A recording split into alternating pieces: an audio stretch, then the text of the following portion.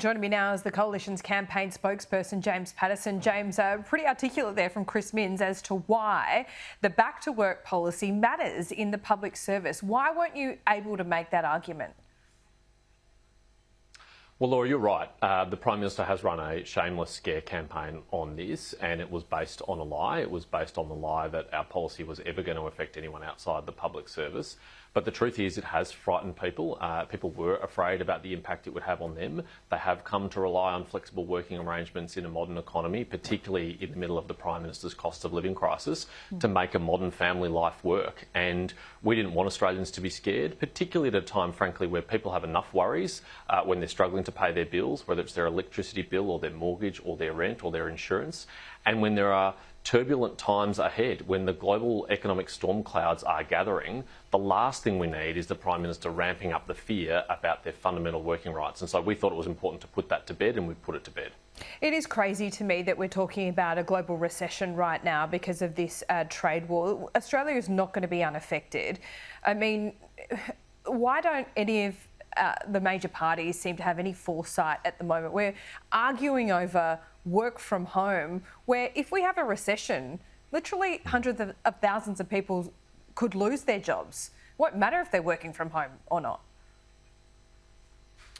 You're right, Laura, and I think a lot of Australians would have woken up this morning and, if they're a self-funded retiree or approaching retirement, contemplated their superannuation balances, which have been smashed in the last week, really materially affecting their living standards. And other Australians have heard the reports of a possible recession in the United States leading to a global recession.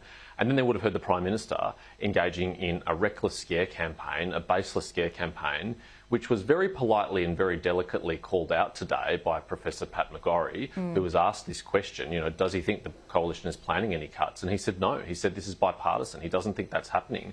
But the Prime Minister just ignored that and kept ramping up the fear about people's fundamental services and access to services.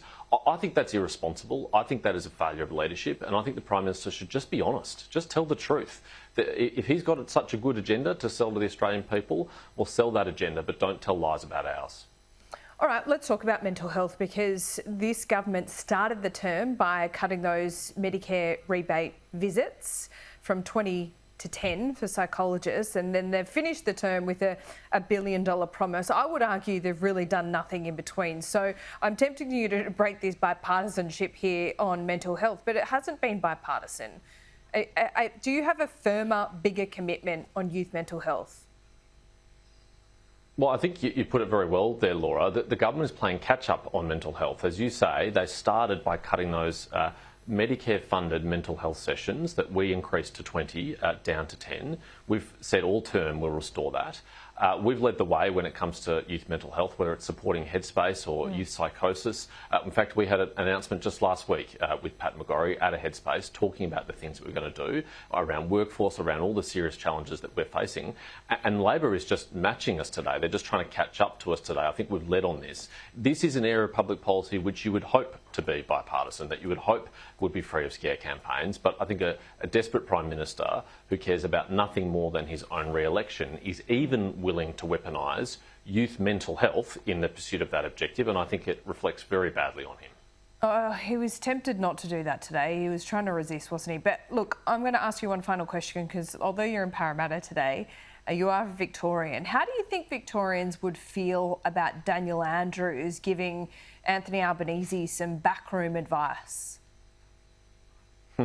Well, I noticed your colleague Trudy McIntosh asked the Prime Minister about this at his press conference, and as he often did, he did not even attempt to answer her question. He completely sidestepped it and obfuscated, as he often does. I think Victorians, frankly, traumatised by the Andrews government and look back at that time with horror and fear and wonder, why would you want someone like Daniel Andrews, who did so much harm to our state, including, by the way, to the mental health of young people when he locked them out of schools and playgrounds? Why would you want someone like that at the heart of your campaign? Why would you want him as your closest advisor? Why would you want him doing your debate preparation? And the Prime Minister's failure to be honest and upfront and answer that question again reflects very badly on him and his honesty. James Paterson, good to talk to you. We'll speak soon. Thanks, Laura.